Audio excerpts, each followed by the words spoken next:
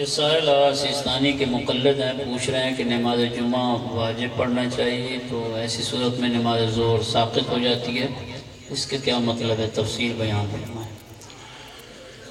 اصل تفصیل کے لیے تھوڑی سی آپ کو بھی زحمت کرنا پڑے گی اور اپنے ذہن کو تھوڑا سا تیز کرنا پڑے گا۔ جو سننا چاہتا ہے بآواز بلند صلوات میں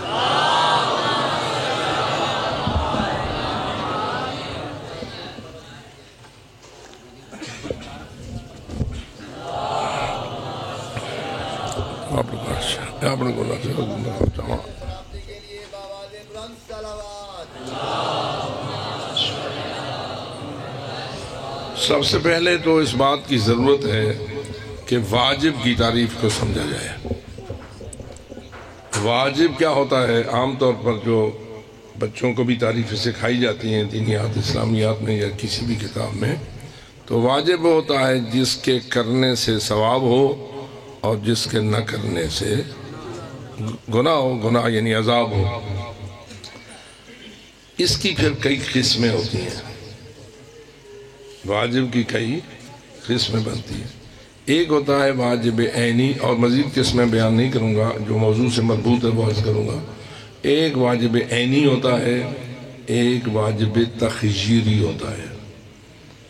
واجب عینی وہ ہوتا ہے کہ ایک شخص پر واجب ہے، وہ خود اسے کرے، اور جب تک وہ خود اسے نہیں کرے گا اس کا واجب ادا نہیں ہوگا۔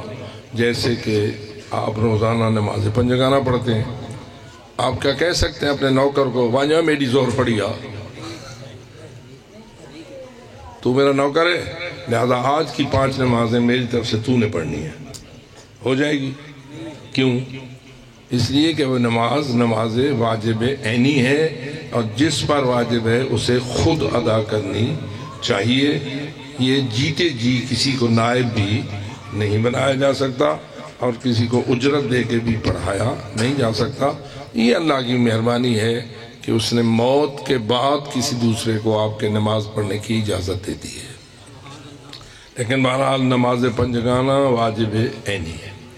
لیکن دوسرا ایک واجب ہوتا ہے واجب تخییری، یعنی مثلا 2 چیزیں ہوں، ان میں سے ایک کو ادا کرنے کا آپ کو اختیار ہو، یہ ادا کر دو تو بھی آپ کا واجب پورا ہو جائے گا، وہ ادا کر دو تو بھی آپ کا واجب پورا ہو جائے گا۔ اس کی مثلا ایک شخص نے خدا نخواستہ روزہ نہ رکھا، واجب ماہ رمضان کا روزہ نہ رکھا یا روزہ توڑ دیا، اب اس پر کفارہ واجب ہوگا یا نہیں؟ جی ہمارے علاقے میں اگرچہ کہ کفارے کم مانے جاتے ہیں لیکن ہوگا واجب یا نہیں؟ اب کیا واجب ہوگا اس کے اوپر؟ روزے کے کفارے کے طور پر کیا کرے؟ ویسے تو 3 چیزیں ہیں، یا 60 روزے رکھے، یا ایک غلام آزاد کرے، یا 60 مسکینوں کو کھانا کھلائے، ٹھیک ہے؟ یہ 3 چیزیں ہیں نا۔ جہاں تک غلام کی بات ہے وہ تو ہمارے دور میں ختم ہو گئے، غلام تو آج کل نہیں ہیں، غلام کنیزیں تو نہیں ہیں، ہر بندہ آزاد ہے۔ باقی کتنی چیزیں بچ گئیں کفارے کی؟ 2، کیا؟ 60 روزے رکھنا یا 60 مسکینوں کو۔ ان 2 میں آپ کو اختیار ہے یا نہیں؟ ان 2 میں سے جو چاہیں آپ ادا کریں۔ 60 روزے رکھیں تو مسکینوں کو کھانا کھلانا واجب نہیں رہے گا، 60 مسکینوں کو کھانا کھلائیں تو آپ پر 60 روزے واجب نہیں رہیں گے۔ تخییر کا مطلب یہ ہے کہ جن چیزوں کے درمیان آپ کو اللہ نے اختیار دیا ہے ان میں سے کسی ایک کو ادا کرنے سے آپ کا واجب ادا ہو جاتا ہے، یہ تخییر ہے۔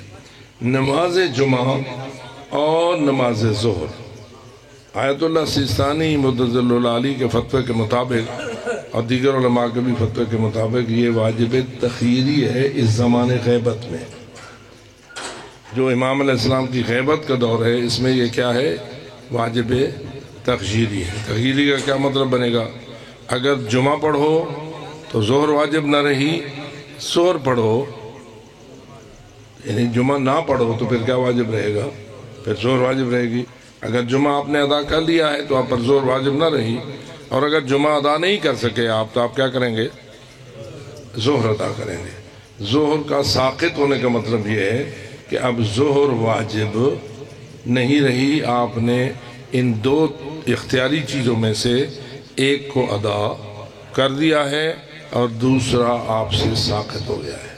تو اس طرح نماز جمعہ زمانہ غیبت کبریٰ امام علیہ السلام میں واجب تخییری ہے، لہذا اگر آپ جمعہ ادا کرتے ہیں باشرائط طریقے سے تو آپ کا فریضہ ادا ہو گیا، اب ظہر آپ پر واجب نہیں رہی، کیونکہ اختیار کس میں تھا؟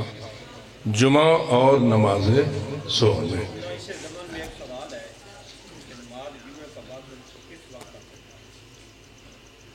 تو جو بات میں نے عرض ہو گیا آپ کی معذرت کے ساتھ عرض کرتا ہوں۔ اب آ گیا سوال نماز جمعہ کے وقت کا۔ یہ تو واضح ہے کہ نماز جمعہ کا وقت جمعے کے دن کے زوال آفتاب سے شروع ہوتا ہے، ٹھیک ہے؟ نماز ظہر کا وقت کب شروع ہوتا ہے؟ نماز ظہر کا وقت کب شروع ہوتا ہے؟ زوال کے ساتھ۔ تو جمعے کا وقت بھی وہی ہے، شروع تو ہوتا ہے وہ زوال سے۔ اب وہ وقت ختم کب ہوتا ہے؟ اس کا بھی ایک سوال ہو گیا نا کہ وہ کب ختم ہوتا ہے۔ اس میں مراجع اعظام کا آپس میں کچھ اختلاف ہے۔ جہاں تک حضرت آیت اللہ العظمیٰ سیستانی کا فرمان ہے، وہ یہ فرماتے ہیں کہ آپ جب سے زوال ہوا ہے اس وقت سے لے کر 40 منٹ تک آپ جمعہ پڑھ سکتے ہیں۔ لہذا اگر آپ نے 40 منٹ کے اندر جمعہ ادا کر لیا ہے تو آپ کا واجب ادا ہو چکا ہے اور آپ پر ظہر واجب نہیں رہی۔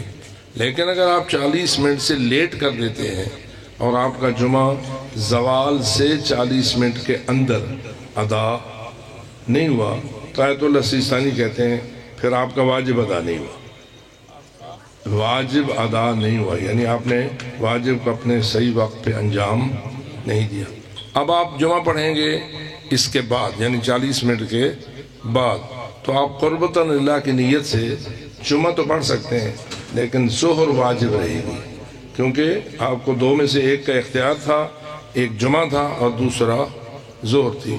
جمعہ اگر اپنے وقت کے اندر ادا ہو تو آپ کا دوسرا جو واجب تھا یعنی جو تخییر دیتے ہوئے دوسری چیز تھی وہ ظہر تھی، وہ ظہر آپ کو ادا کرنا ضروری نہیں ہے کیونکہ آپ نے ایک واجب کا ایک حصہ ادا کر دیا ہے۔ ہاں اگر آپ کو دیر ہو گئی ہے اور آپ جمعہ اپنے وقت کے اندر ادا نہیں کر سکے تو پھر آخر آپ نے ظہر ادا کرنی ہے، اس لیے کہ آپ نے ظہر کی نماز تو پڑھنی ہی ہے نا۔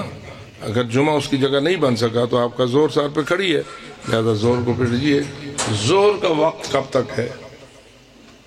نماز ظہر جو ہوتی ہے آپ اس کا آخری وقت کون سا مانتے ہیں؟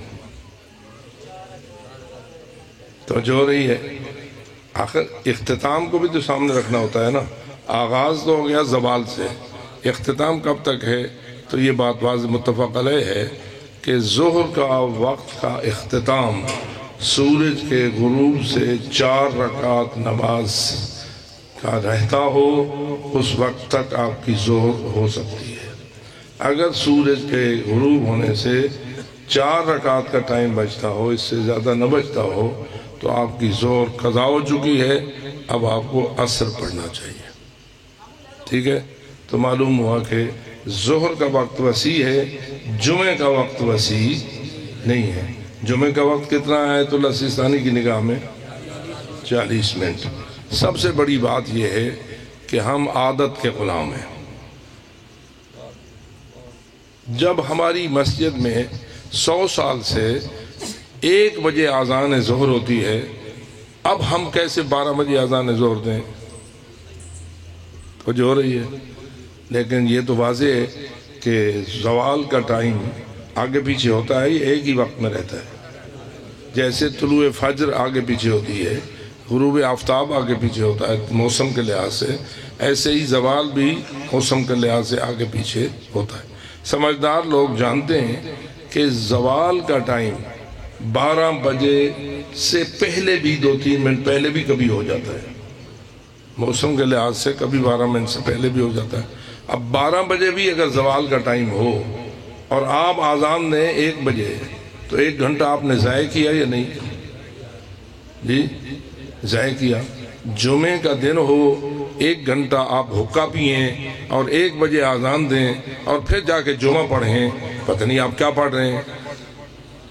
تو جو رہی ہے. اس لیے سب سے بڑی کنٹرول کی چیز یہ ہے کہ اذان اپنے بنیادی وقت پہ ہونی چاہیے. زوال کے وقت سے جب نماز ظہر کا وقت یا جمعے کا وقت شروع ہوتا ہے تو اذان کب ہونی چاہیے؟ شروع سے ہونی چاہیے نا. اذان جب وقت ہو گیا تو اذان ہونی چاہیے. یعنی اگر 12 بجے زوال ہو رہا ہے تو آپ کی اذان بھی 12 بجے ہونی چاہیے. 12 بجے اذان ہو پھر اس کے بعد 1 گھنٹہ اور دیر کیوں کرتے ہیں آپ؟ یا آدھا گھنٹہ دیر کیوں کرتے ہیں آپ؟ یہ آپ نے مجبور کر دیا ہے اپنے پیش نمازوں کو. ہمارا خیال کیجئے، اللہ کے حکم کا خیال نہ کیجئے.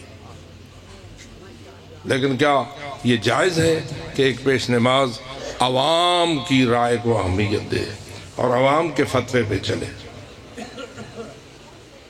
اپنی اصلاح فرمائیے اور عین زوال پر کم از کم جمعے کے دن تو ضرور اذان کی عادت ڈالیے. جب جمعے کے زوال پر آپ اذان دیں گے تو آپ کا جمعہ بھی صحیح وقت میں ہو جائے گا. اور اگر آپ نے جمعے کا ایک وقت معین کر ہوا ہے، خواہ زوال 12 بجے ہو خواہ 12:30 بجے ہو، اصلا تو 1 بجے اذان دینی ہے. یہ غلطی اپنی اصلاح کیجئے اور اس طرح انشاءاللہ آپ کی دقت ختم ہو جائے گی.